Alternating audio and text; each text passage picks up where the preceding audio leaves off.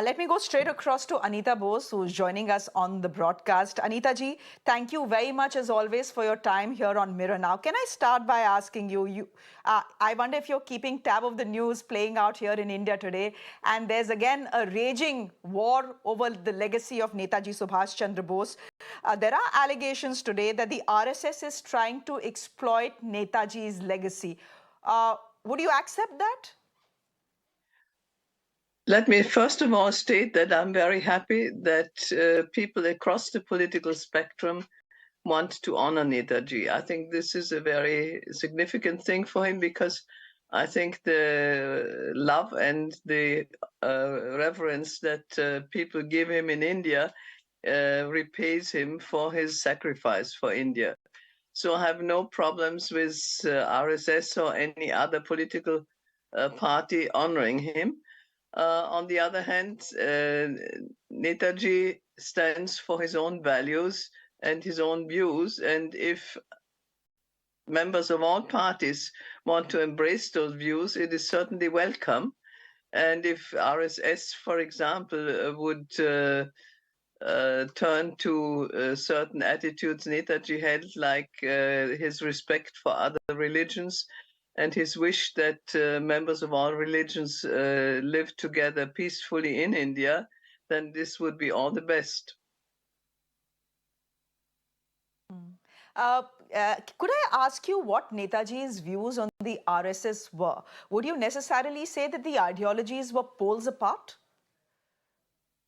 I certainly don't see a great overlap in many aspects. For example, the attitude towards members of other religions, I think, were not identical. One certainly has to realize that Netaji was a deeply religious person himself, but he had great respect for other religions. And in the INA, this attitude was practiced very clearly, and also in his own actions. Whenever he had an important undertaking, he made sure that not only Hindus, but also Muslims and members of other religions participated in that effort. For example, it was a Muslim who accompanied him on the submarine journey from Germany to the Far East, and also on his last journey from Saigon to Taipei.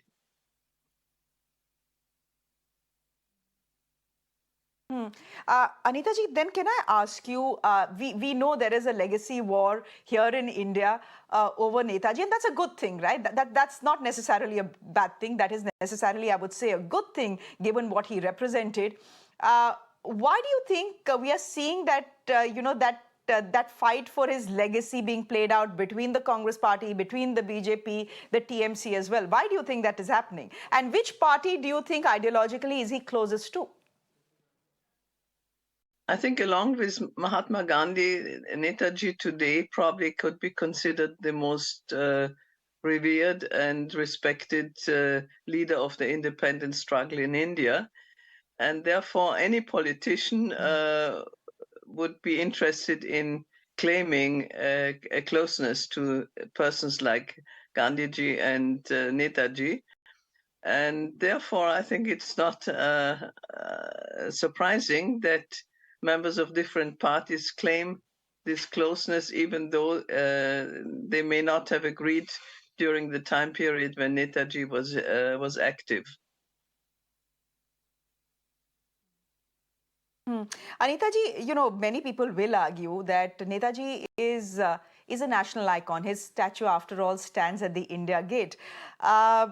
Would you agree with that, that he's a national icon, not someone, people can lay, or political parties can now lay claim on, especially those whose ideologies were fairly different from the ones that he held?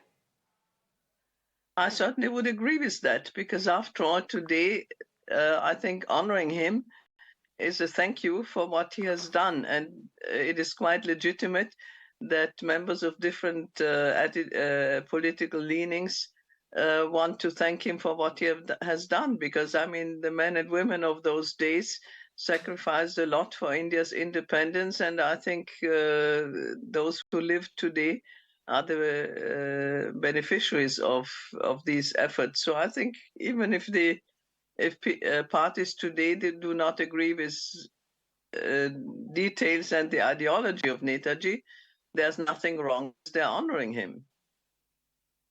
If there's anything wrong, Absolutely. it's just I agree claiming with you that there. he had an attitude which he didn't have. Okay.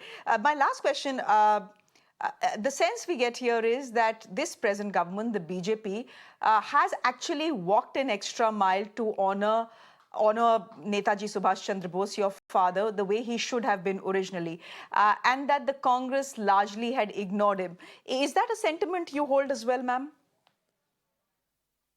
Yes, I certainly would agree that Congress had problems with regard to their relations to Netaji. I mean, there were many members of Congress who honor him and revere him just as much.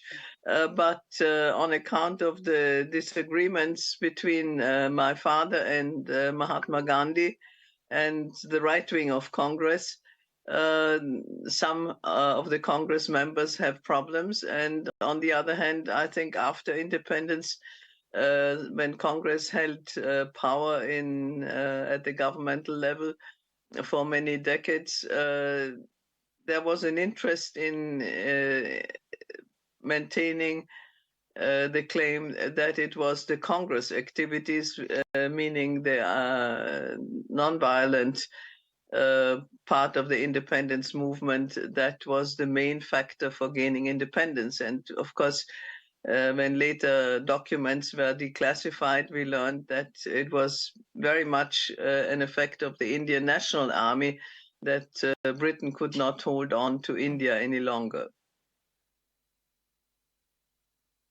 So in that sense, as I wrap this chat with you on a day which is very important to India and to you personally as well, were you surprised that the RSS and Mohan Bhagwat decided to, make some pomp and show and song and dance about Netaji's birth anniversary?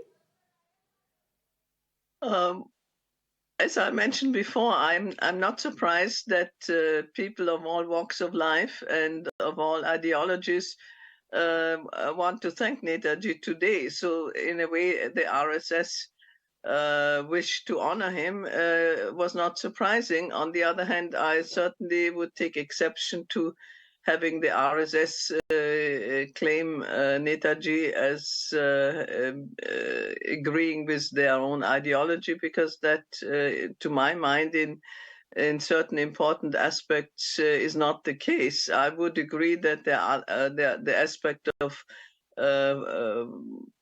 wanting to gain India's independence sort of united men and women of all walks of life, from the far right to the far left.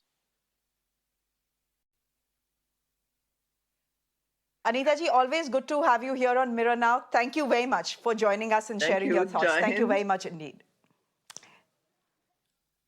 Jai Hind. Samya, over to you.